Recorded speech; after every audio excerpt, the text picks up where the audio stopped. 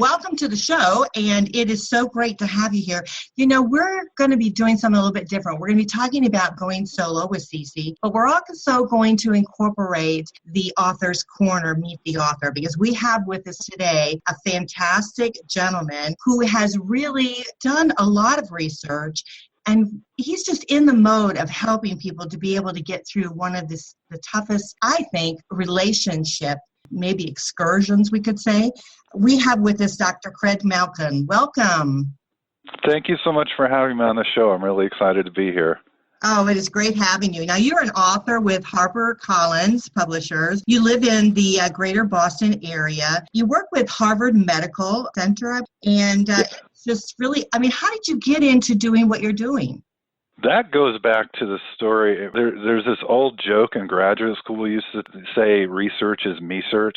And if you combine that with the joke that everything goes back to your mother, I'm sort of living proof of it, because the short answer to the question is my mother was extremely narcissistic, but it didn't always start that way. When she was younger, she was sort of this bright, shining light that people were drawn to. She was beautiful. She was a leader in the community. She had all this energy. She was always there in a way that her friends found supportive. And then as she grew older, she became more self-involved, more critical of me, often highly critical of me, and really undermining my own sense of my confidence. And so I was left with this puzzle of how to understand what had happened to her.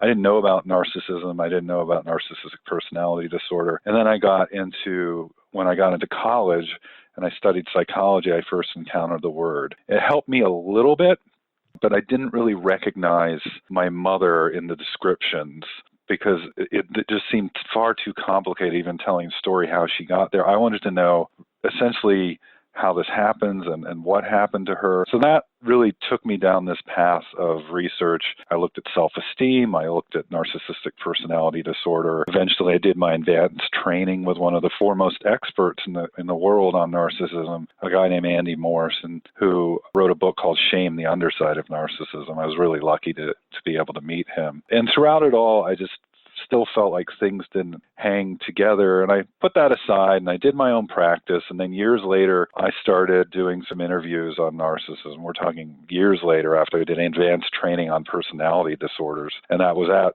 my internship at Harvard Medical School. And I wound up circling back to it because people were interviewing me about it. I had material. I wrote this piece about it that attracted a lot of attention, and eventually wound up writing this book, Rethinking Narcissism.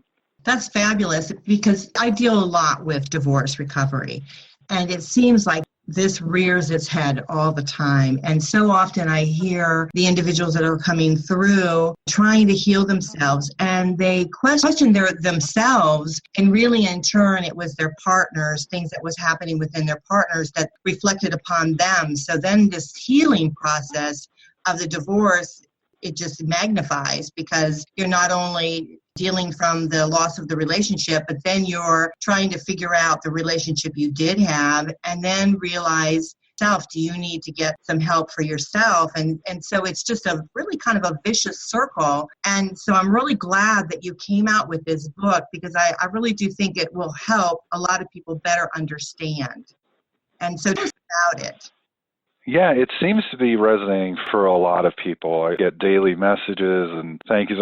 I feel incredibly grateful to readers who reach out to me and say this really helped them understand their relationship, and thank you so much for writing Rethinking Narcissism, and even colleagues, because what I wanted to do was make it simple and clear so that people could also protect themselves. So really the first 3/4 of Rethinking Narcissism is devoted to helping people understand what is bad about narcissism in a different way. I would bet that if we asked the average person out there, or anybody who's listening right now, to have an image around narcissism or narcissist, what they picture is a vain, preening, primping, boastful braggart, a reality TV type. And in this vein, Donald Trump's name has been thrown around a lot. But the problem with that image is that it's really a stereotype. It's a caricature. Not all narcissists care about looks or fame or money, and some can be extremely quiet. And if we get too focused on that image, we get distracted from signs of danger that have absolutely nothing to do with vanity or greed. At this point, there are 3 different kinds of narcissism that we can talk about. Only one of them conforms to that image, and this is where I have struggled to sort of fit my mother into all of it, and why I wanted to really dig deep and see if I could bring things together in a way that was clearer. There's a long history of studying extroverted narcissism, I call it. That's that classical image that I described at the very beginning, the boastful braggart. Everybody kind of knows what that looks like. But most people don't know that there's also people who are extremely narcissistic, who I call introverted narcissists. They agree with statements like, I have problems that nobody else seems to understand, or I feel I'm temperamentally different from most people. So you can see that that has absolutely nothing to do with vanity or greed or self-esteem. It's really something else. And there's even a new kind of narcissism in the research when people are extremely narcissistic called communal narcissism. These are people who agree with statements like, I'm the most helpful person I know. Which is obviously, that's, again, it's a very different thing. So what I wanted to do is explain to the average reader, to everyone, what they need to look out for that's in common with all of these different kinds of narcissism. We probably need to back up and just acknowledge that narcissism is not a disorder. It is a trait that runs in varying degrees in all of us. This has been established over and over in the research. Narcissist is not a disorder. It means somebody higher in traits of narcissism than the average person. So the only disorder of narcissism there is something called narcissistic personality disorder. And that's where we really want to think about subtle or even overt, obvious signs of danger, and we can talk about that. But you can see the point is that there's lots of different ways to feel special, not just by being the most good-looking or smartest person in the room, but say by being the most misunderstood person in the room. That's really the core of narcissism, that drive to feel special. That's very enlightening because, again, the individuals that have come to me, they're just at shock sometimes of, their relationship and what they've had to deal with. And they step back and they constantly question themselves, well, is it me? Am I doing that? But what I am seeing is all the manipulation that happened within the relationship that the person had to deal with. So stepping back on this, is this something that is a learned behavior? Is it something that is like gone down through your family and you learned this type of behavior? It's actually clear from the research at this point. We have plenty of evidence that there's a genetic component, just like there is really for any personality, for a predisposition to narcissistic personality or narcissistic traits. And the best answer is that it's really a combination of difficult temperament and a certain kind of parenting. There was a psychologist named Phoebe Kramer who actually did a study. I often think of these studies as you can do a snapshot in time of what's going on with somebody, or you can do a movie. You think of hers like a movie, where she actually came up with a measure for early precursors for unhealthy narcissism, for extreme narcissism in preschoolers. Things like being overly dramatic, more so than the average preschooler, always wanting to be the center of attention, a chronic rule breaker, aggressive. And sure enough, she found as she followed these kids over time in their teens and then up into their 20s. Remember, it's a 20-year study that she did, that these were the kids more likely to show signs of extreme narcissism later in life.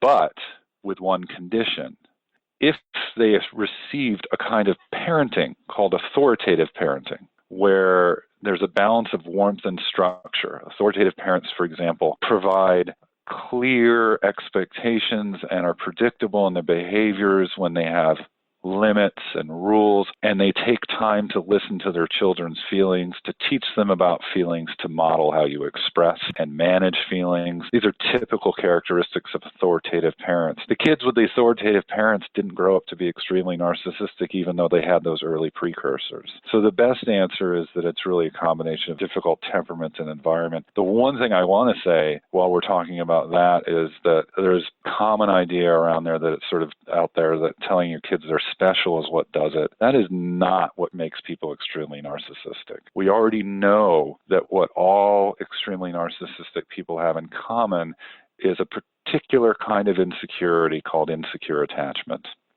That is, we feel securely attached, connected, loved by those around us. If we're sad or scared or blue, we feel like we can turn to others and depend on them for caring, for comfort, for understanding. And the more narcissistic someone is, the less faith they have that they can do that. They don't trust that they can depend on people for caring and connection, so they turn to feeling special instead, addictively, in fact. So I want to pick up with what you're saying about the hell that some people have been through.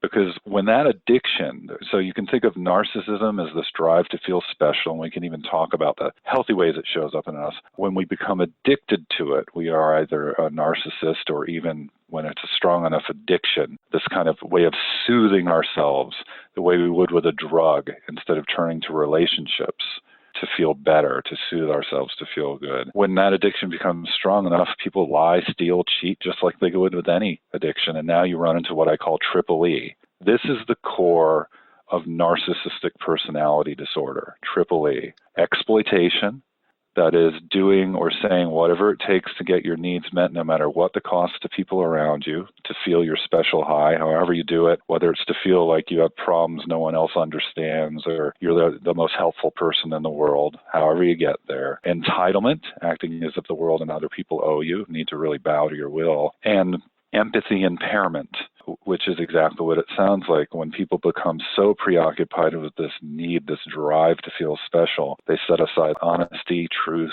love, and everything. They also lose sight of what other people need and what they feel, and that is what blocks their empathy. This is what I call triple E. And in people who have this core of this narcissistic personality disorder, sometimes they do something called gaslighting. So gaslighting is when you say or do things to make the other person feel like there's something wrong with them. Very often, literally, somebody who gaslights will say, "Oh, you're crazy." And I want to say this to everybody out there: if you've been through a relationship like this, or you're in one, even if you have mental health difficulties, nobody who loves you or cares about you would ever call you crazy or question your sanity. They would be supportive and they would be caring. So if you're experiencing that, that's emotional abuse. So do you find that it's a lot of manipulation, that those type of relationships, there's a lot of manipulation going on? The more disordered somebody is, the more they have a narcissistic personality disorder, the more extreme it is, yes, the more manipulation you will see. What happens is it begins to overlap with other problems. So they're talk about in Rethinking Narcissism what I call the 3 stop signs that you should get out of a relationship. And maybe we can go into those in detail, but just briefly, the first is emotional and physical abuse. If somebody is hurting you in an ongoing way, relationship is not safe, and it's 100% the responsibility of the abuser to change their behavior. It's not on you to do something different. Only the abuser can change their abuse. Denial, where the person acts as if there's nothing wrong, whether the problem is gambling or alcoholism or extreme narcissism, things can't get better if somebody is in denial. And in fact, in the research, denial is a strong predictor of some of the worst forms of pathological narcissism. And then the third, and this is to the point of where the manipulation that you're talking about, is extreme psychopathy. Psychopathy is a pattern of remorseless lies and manipulation. These are people who lie to your face repeatedly about affairs, about money, about whatever, without flinching over and over again. And if you start to see that, there's evidence that people who are extremely psychopathic don't experience emotions in the same way as the average person does, and might even have more of a neurological block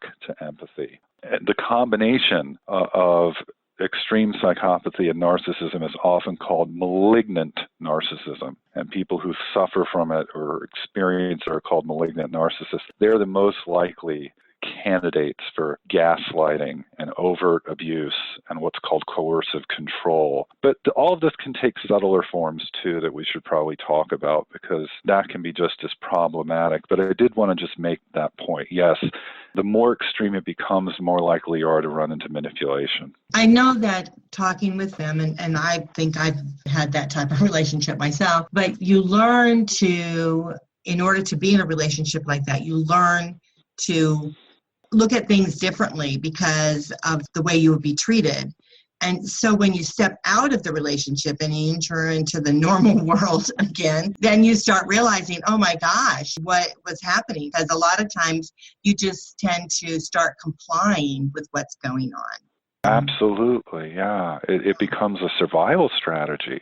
I call it the frog in boiling water phenomenon too. If you're in a relationship like this, especially somebody who is abusive, they don't start out abusive from the beginning. No one would get into relationships with somebody if they start abusing them on the first date. It just doesn't work that way. So there's this sort of slow pushing of the boundaries and pushing towards aggression where you wind up accepting, sort of raising the threshold for what's acceptable, and it's an insidious process. And then when you are able to free yourself of a relationship like that, this is one of the things actually I should mention. I've got a lot of free information. We don't get through everything. I have a YouTube channel. You can look me up. It's just Dr. Craig Malkin. And I have a whole series of videos called Real Narcissists.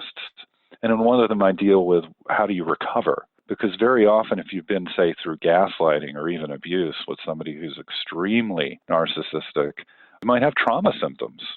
And one of those trauma symptoms is sort of a fearfulness of really getting close to people again. And one woman described it as she's afraid to open her heart, which is really just a heartbreaking, but such an apt description. After a while, you kind of have to close yourself off. It's normal. I mean, I guess that's the other thing I'd say to people who've been through this kind of hell, whether it's divorce or they were in a relationship that they left. These feelings of not being sure if you can trust your gut, of not being sure what's real, of not being sure if people around you ultimately can ever really be safe. They're a normal reaction to an abnormal experience. We don't expect to open our heart to somebody we love and have it trashed. So it makes perfect sense that we would develop ways of coping with that are difficult to let go of once we're in a safer environment. Absolutely. It's so often, I believe, that individuals get into these relationships and they don't really see it coming because they're just not expecting it. And then things start turning and it just gets out of control. And they don't know really what to do. And so they just keep following, thinking things will get better, and it doesn't. It just continues to get worse. And then the more time you put into a relationship, the more time it's harder to walk away from that. You know, you have children, and everything starts gelling together, and it's a very, you get caught in that wheel, and it's very hard. Then you get tossed out, and a lot of times I think they do move forward because they get tired. Don't you think they get tired in a relationship after a while?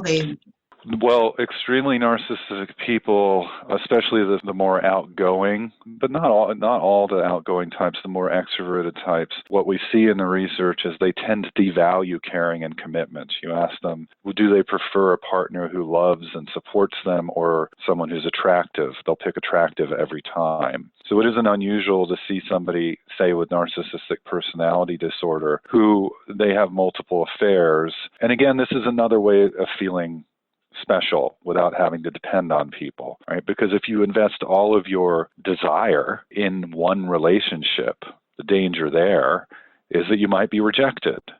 Ultimately, you're in that person's hands. If you hedge your bets by having lots of different relationships, then you never have to worry about being in that kind of vulnerable position. So that's why there's this overlap between a lack of commitment and extreme narcissism and infidelity. It's a way of feeling special by having this, I'm so attractive, I can have all these different women or all these different men. But it's not about feeling special by being loved and cared about and feeling like you can turn to somebody when you're struggling, when you're feeling vulnerable. And that's what a healthy relationship is about. Well, so often I hear that they go through, it's like they trade it up. I call it trading up in a relationship. It's like, okay, I've used up what I needed in this particular relationship. I'm in for some sort of particular reason. And so I move on and I trade up. I do whatever it is that I might need. And like you said, prettier model or maybe more security, different things like that. Absolutely. Let's get into this a little bit because it does overlap with, say, gaslighting, and it overlaps with what you're talking about. In Rethinking Narcissism, I talk about these tells that are common to anybody who's a narcissist. And I know I said earlier, narcissist just means somebody higher in traits than the average person on a measure of narcissism. And that's true. In fact, most presidents and politicians score high enough on these measures to be narcissists. The tricky part is that we know there are healthy and unhealthy aspects to this, and they don't rise and fall in perfect step with one another. So it's possible to have a really high drive to feel special without showing that triple E I talked about: exploitation, entitlement, and empathy impairment. But for the ease of discussion, when we're talking about narcissists, let's just say we mean somebody who is extremely narcissistic. And what they all have in common, again, is they do not trust that they can depend on people, so they soothe themselves ultimately with different ways of feeling special. And that means there are these predictable strategies they use to avoid feeling vulnerable. One of them is something I call playing emotional hot potato. Now, I point out in Rethinking Narcissism that all of us use these strategies from time to time. It's just the more narcissistic people are, the more they use all of them and all of them at once and frequently. But one of them is playing emotional hot potato. And you think of that just like playing hot potato only with feelings of insecurity. I don't want to feel this way. Here, you take it. So typical example, I had a client who was applying for graduate school, and she's going through the applications. Her boyfriend was in a terrible place, was unsure what he was going to do next, was questioning himself constantly.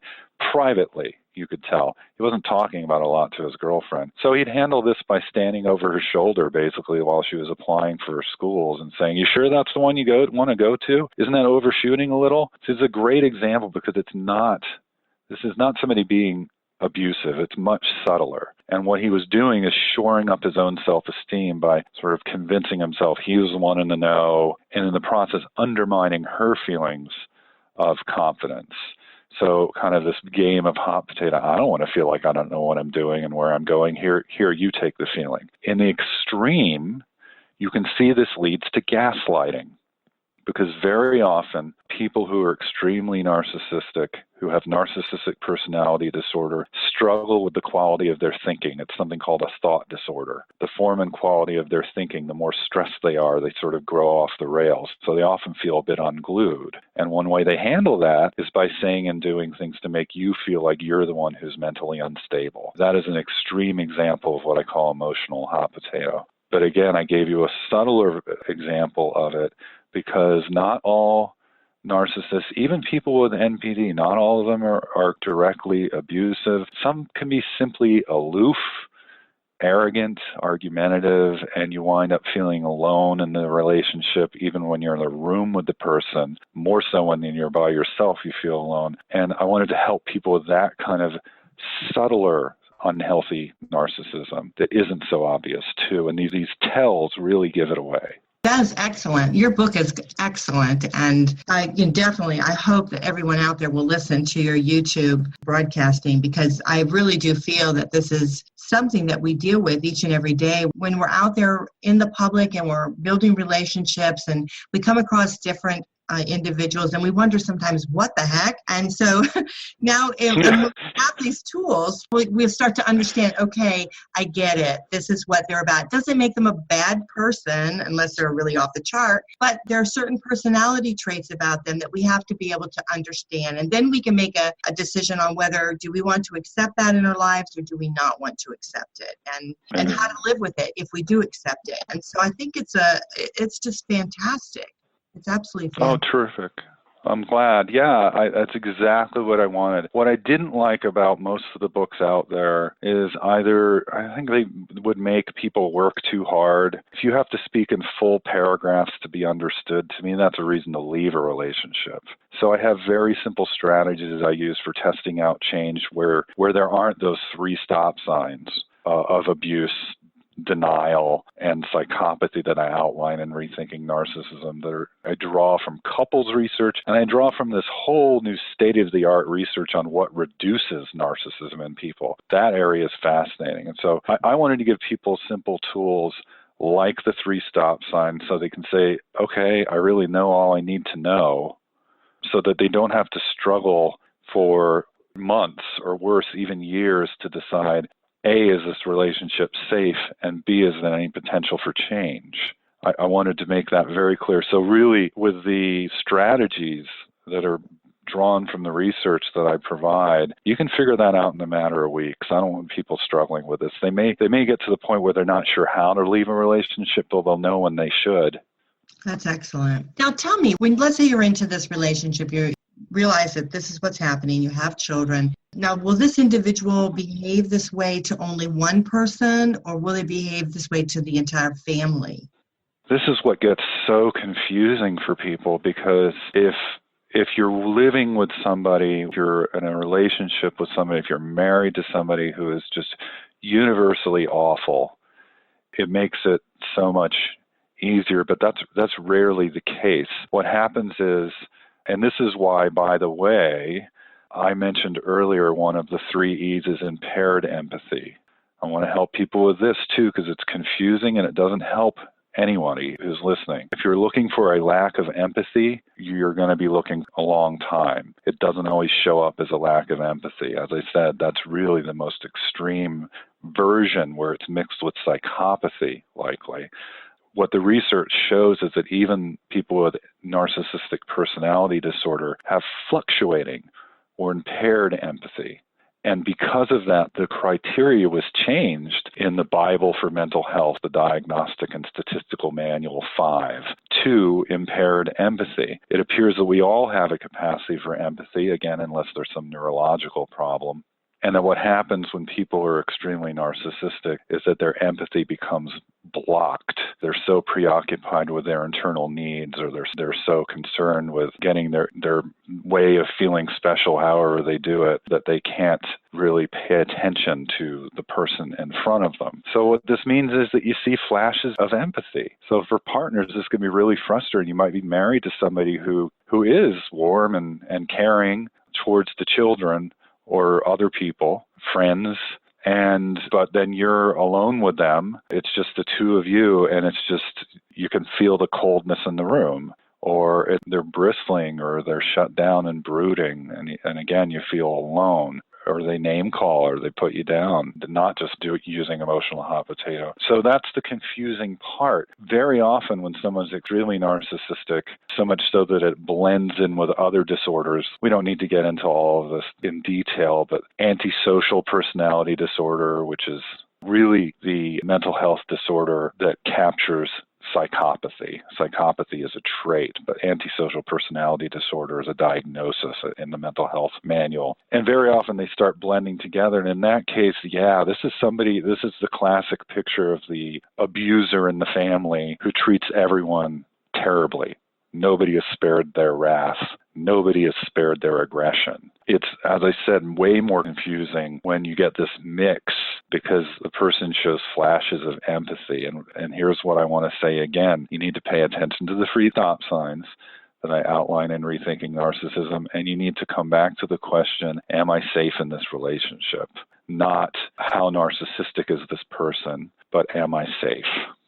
So true. I tell you, this is brilliant information, and it's great information to be able to share with the listeners here. Let me ask you, when you step away from the relationship, and I have had a couple of friends that have said to me, well, he's not behaving like he was behaving with me. He's outgoing, like before when you said that antisocial personality disorder, that was what was happening. But now all of a sudden, he's out and about, he's going to games, he's doing all this kind of stuff that he would never do before. What happens there? What's the change?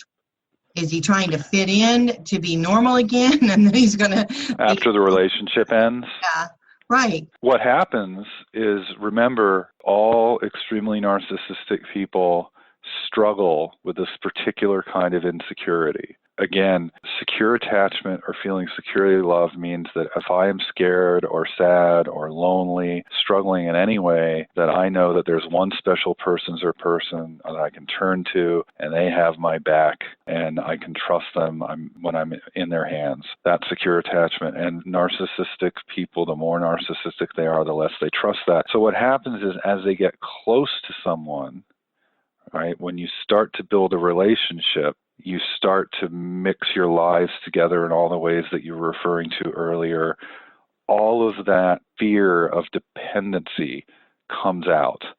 And the self-soothing with feeling special or one way or another is how that person winds up more and more coping, paradoxically, strangely, the more you know them over time, because the stakes go up. Oh my gosh, this is the one person I'm going to be with. So now when the relationship is over, all the fear is gone, and they simply slip into, particularly the outgoing types, the extroverted narcissists slip into, I'm fine and everything is fine, which they excel at denial of any kind of pathology or difficulty the more narcissistic they are. I mean, that's one of the things that shows up in the research again and again. I mean, if you ask, they say they're great at everything, including mental health. So if you ask somebody who's narcissistic, do you feel great about themselves? Unless they're an introverted narcissist or a communal narcissist, that, if they're the extroverted kind, they say, yeah, I'm awesome. Here's something fascinating. A group of clever researchers who did something called the bogus pipeline test, where they hooked up a group of narcissists. One group they thought was hooked up to a lie detector test. It actually turned out to be fake. They measured their self-esteem before and after, and the narcissists who thought they were hooked up to a lie detector test reported lower self-esteem when they thought a lie detector was working on them, monitoring them. So it just shows you that part of what's going on here is this intense need to soothe addictively by feeling special. In this case, I even have incredible self-esteem. Nobody feels better about themselves than me. It turns out to be illusory. None of these things are really lasting. You can't control looks. This is what happened to my mother. Over time, your looks fade. If you rely on your looks for feeling good about yourself, you're putting all your eggs in one basket, which is eventually going to fail you.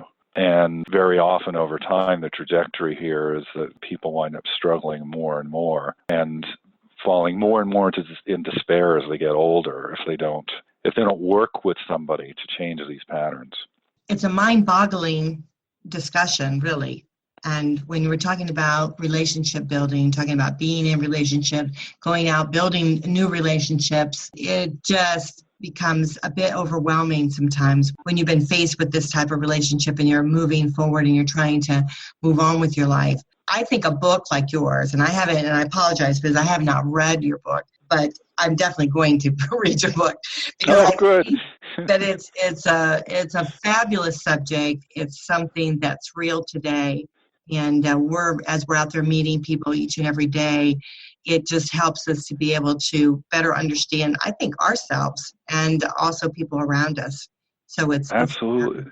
I hope so, yeah. And I think that's why it really is speaking to people when it comes to dating again or trying to reconnect with people in the world. One of the things I really wanted to help people with, what happens if you lack what's called healthy narcissism. It sounds like an oxymoron, but we know from over a quarter century of research, cross-cultural research, not just in the United States, but places like China, that the vast majority of people in the world feel a little bit special when they're happy and healthy. To quote University of Washington researcher Jonathan Brown, they feel exceptional or unique, not average. This is not a realistic self-image. It's not just self-esteem. And that when people have those, I call them rose-colored glasses, they feel happier, more optimistic, more resilient, able to persist in the face of failure. In our research, they were better able to give and receive in relationships than people who didn't have this. What we also know, and this is the important point I wanted to make, this is another new aspect in rethinking narcissism, part of the rethink, is that when we lack those rose-colored glasses, we have what I call echoism. Echo is the nymph in the myth of Narcissus and Echo, who is cursed to repeat back the last few words she heard.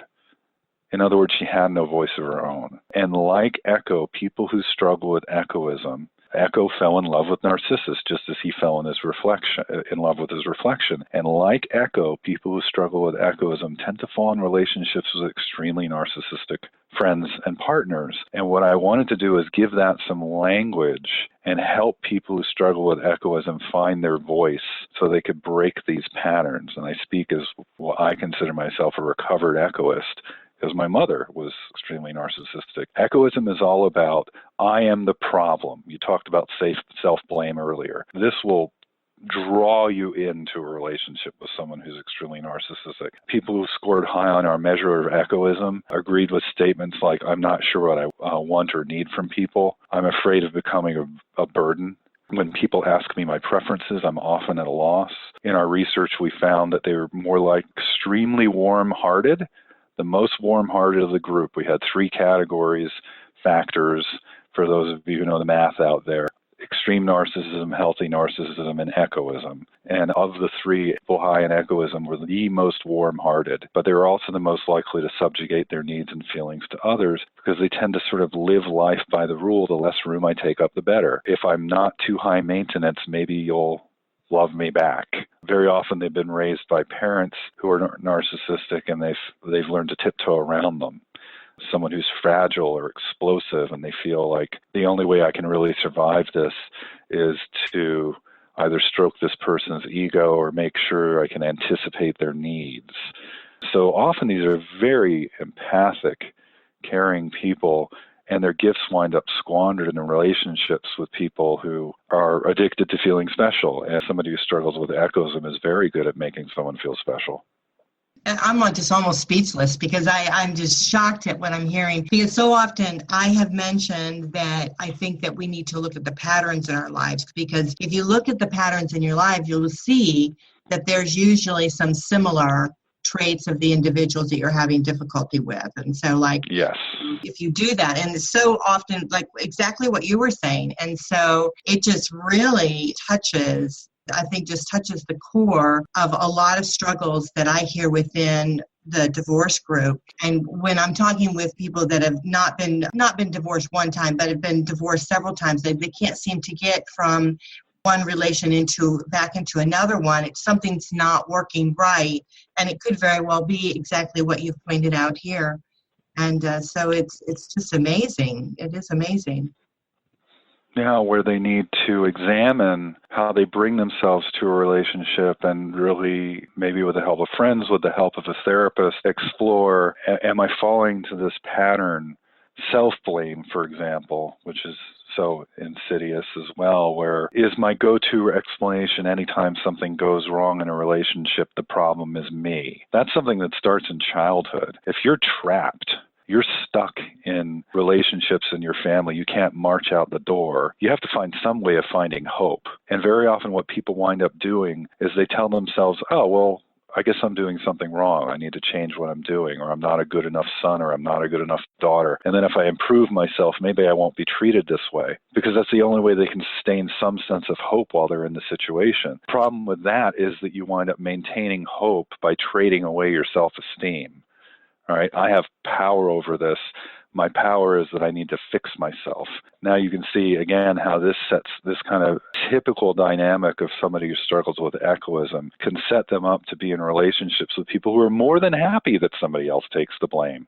How wonderful. Terrific. Yeah, the problem is you.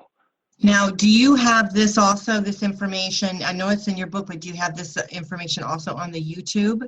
So that people can listen I do talk about egoism. I talk about my own. I believe when I'm talking, I have in the Real Narcissist series, Traumatic Relationship, How to Overcome Them, I believe is the title. That sounds much less eloquent than I would have had in mind, so maybe that's not the title, but it's Traumatic Relationships.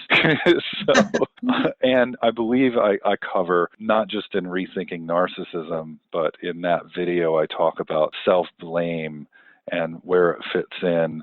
And I also talk about post-traumatic stress disorder for people who have actually been through abusive relationships, which isn't unusual if there was somebody who's extremely narcissistic. This is where I should say lots of things cause someone to be abusive. Narcissism, extreme narcissism is one of them, but it can be alcoholism. It can be having been abused yourself in childhood. Very often what happens is that people wind up repeating the patterns. So I don't want to simplify things here, but you can see if somebody thrives on exploiting others, that's very easy to tip into abuse.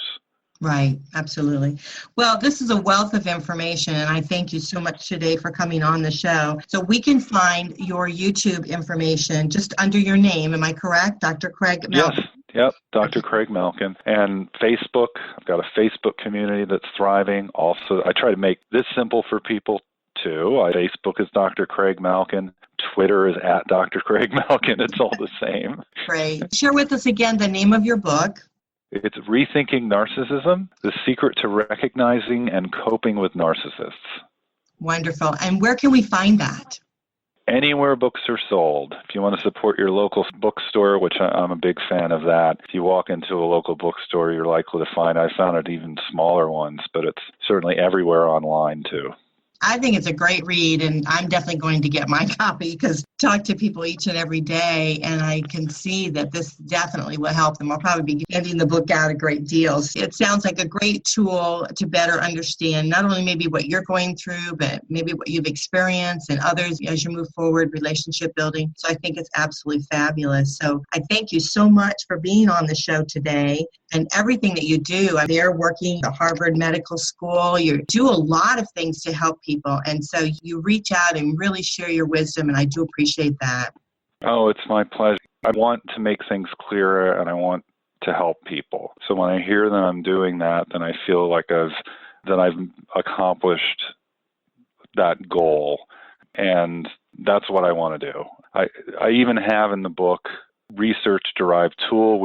We haven't yet published it in peer-reviewed journals. Those are the journals that scientific authors publish in. But we've got so much data at this point. And I have a version of the test. People can take the narcissism spectrum scale in the book, and they can see where they fall. If they struggle with egoism, if they struggle with extreme narcissism, and I give tips on what to do. And there's plenty of tips on practical tips, easy to follow practical tips on how to cope and when to leave. I hope it continues to resonate with people as it has. I think it definitely will. Well, I thank you so much, Dr. Craig Malkin, for being on the show here with us today. And we hope that we can have you on back again and talk about this subject, because I think it's a very important subject, and it's one that definitely will help people. So I thank you for writing your book, and we'll post everything on our site so everyone can get the information for it. Thank you very much for your time today. Thank you so much, Cece. I really appreciate it. I've really enjoyed speaking with you. Well, thank you. Well, this is Cece with Going Solo and with the Author's Corner, Meet the Author. We are so pleased to have Dr. Craig Malkin with us today, and I hope you'll tune back with us each and every Tuesday, and we'll also be on in the mornings for the Author's Corner. So I hope you will go and join us with WGSN-DB Going Solo Network. Bye for now, but I can't wait to talk to you next time. Bye. Gotta keep reading. Books